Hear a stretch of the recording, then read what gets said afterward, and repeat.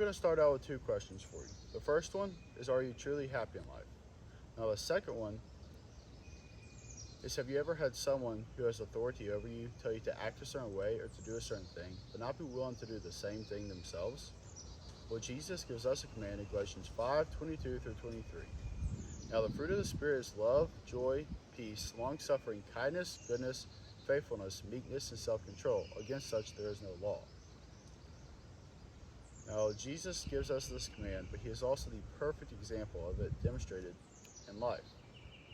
Now, let's look at how he demonstrated it in his life on earth. The first one is love. Now, who do you love most in life?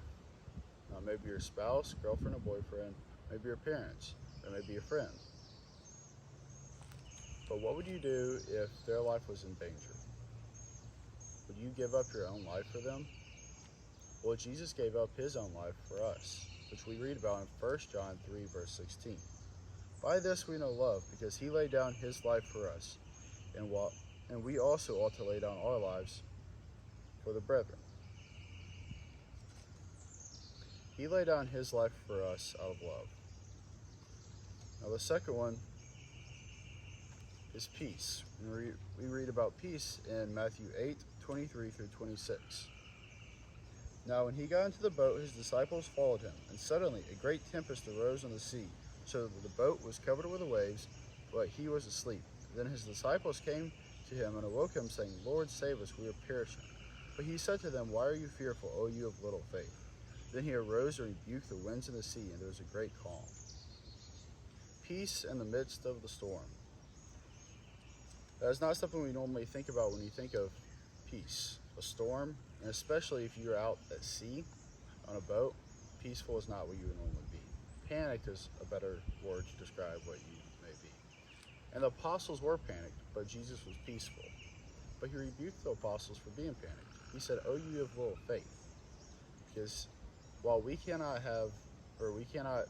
say to the storm, be still, and it obey us, we can't have faith in God that he will give us peace in our lives.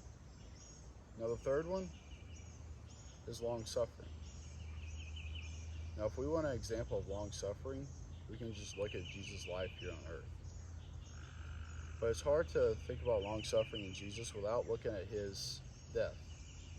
Now, if you don't know much about his death, it was a crucifixion, which was one of the worst ways to die there is. In Matthew 27:26, then he released Barabbas to them, and when he had scourged Jesus, he delivered him to be crucified. He died one of the worst deaths imaginable and suffered long for us, and that's a great example of long suffering in life. Now, the fourth one is kindness. Our kindness is not something that we normally think of when we hear Jesus, but if you really think about it, he was the perfect example of kindness as well. Luke 8:40 through 56. So it was when Jesus returned that the multitude welcomed him, for they were all waiting for him. And behold, there came a man named Jairus, and he was a ruler of the synagogue. And he fell down at Jesus' feet and begged him to come to his house, for he had only a daughter about 12 years of age, and she was dying. But as he went, the multitude stalked him. Now a woman having a flow of blood for 12 years, who had spent all her livelihood on physicians and could not be healed by any, came from behind and touched the border of his garment. Immediately her flow of blood stopped. Then Jesus said, Who touched me? When all denied it, Peter and those with him said, Master, the multitudes throng and press, and you say, Who touched me? But Jesus said, Somebody touched me, for I perceive power going out of me. Now when the woman saw that she was not hidden, she came trembling and falling down before him. She declared to him in the presence of all the people the reason she had touched him and how she was healed immediately. Then he said to her, Daughter, be of good cheer, for your faith has made you well. Go in peace. While he was still speaking, someone came from the ruler of the synagogue's house, saying to him, Your daughter is dead, do not trouble the teacher. But when Jesus heard it, he said to him, saying, Do not be afraid, only believe, she will be made well. When he came into the house, he permitted no one to go in, except Peter, James, and John. and the father of the mother and girl. Now all wept and mourned for her, but he said, "Do not weep, she is not dead but sleeping." And they ridiculed him, knowing that she was dead. But he put them all outside, took her by the hand, and called, saying, "Little girl, arise." And her spirit returned, and she arose immediately. And he commanded that she be given something to eat. And her parents were astonished, but he charged them to tell no one what happened. I think raising someone's daughter from the dead and healing a woman is a great example of being kind. Now, I feel like it's often overthought, kindness, but it's really so simple. And we all have the ability to be kind throughout the day. And I challenge you to find some way to be kind throughout the day. Now, the fifth one is goodness. Now, goodness and kindness are very similar. Kindness may be more of the action that is being taken place, but goodness is what's really in the heart. And Jesus, you can see in his heart that he has goodness. Now, there are more examples in the Bible of Jesus having goodness than we can go over, but a few examples would be Luke 9, 1 through 12, when he healed a blind man, or Matthew 19, 13 through 15, when he blessed the children, and especially Luke 23, verse 34, when he forgave those who crucified him. Now, looking at Jesus being faithful is not something that we often think of. But it's normally us being faithful towards him. But there is examples of him being faithful in the Bible.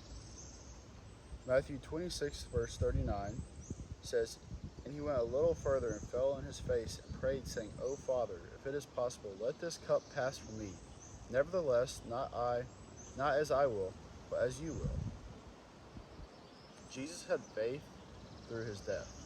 And we can have faith and we can live a life of faithfulness because he had faith through death. Now, the seventh one is meekness. Now, it's easy to find an example of Jesus being meek in the Bible. But one that I'd like to look at is Matthew 26, verse 53. "Or do you think that I cannot pray to my Father and he'll provide me with more than 12 legions of angels?" Now, the context of this is he was in the garden and he was being arrested by the Roman soldiers, taken captive. And he said, "Do you not think I can pray to my Father and that he would send 12 legions of angels?" But instead, he let them take him. That was our love for us. I think that's a perfect example of meekness. Self-control is the eighth one. And it says, and we'll read Matthew 4, 1 through 11. And it says, "Then Jesus was led up by the Spirit into the wilderness to be tempted by the devil. And when he had fasted 40 days and 40 nights, afterwards he was hungry. Now when the tempter came to him, he said, 'If you are the Son of God, command that these stones become bread.' And he answered and said, 'It is written, man shall not live by bread alone, but by every word that proceeds from the mouth of God.' Then the devil took him up into the holy city and set him on the pinnacle of the temple and said to him, 'If you are the Son of God, throw yourselves down, for it is written, he shall give his angels charge over you, and in their hands they shall bear you up, lest you dash your foot upon against a stone.' Jesus said to him, 'It is written again, if you shall not tempt the Lord your God.' Again the devil took him up exceedingly high on a mountain and showed him all the kingdoms of the world and their glory. And he said to him, 'All these things I will give you if you will fall down and worship me.'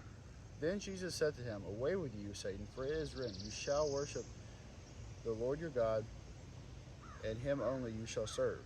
Then the devil left him, and behold, angels came and ministered to him." Jesus was tempted by Satan just as we are, but he showed self-control here. And it's a great example of it. Now, can you imagine you were in the wilderness for 40 days without food? Jesus was. And then he had the power to turn a stone that was right beside him into bread. Imagine how hungry you would be by then. Because that's how hungry he was. And he resisted the temptation to turn the stone into bread. You may have noticed that I skipped joy. Now, there's a reason for this. Now, do you remember how at the start of the lesson I asked you if you were truly happy? Well, it's a quote, I can't remember who it's by, but it says, value is directly linked to difficulty. And if you want something which is valuable in life, you must do something which is difficult to obtain it. Now, keeping the fruit of the Spirit in your life is not always going to be easy. It's going to be hard, and you're going to fail. You're going to fail over and over again. But you have to keep on trying and keep on trying. And if you have faith in Jesus, you can achieve this. You can achieve joy. And I have. I have found true joy in Christ, and you can too. And if you want help achieving joy in your life through Christ, if you want to learn more, if you have any questions, or if you would even like to study, then contact us here.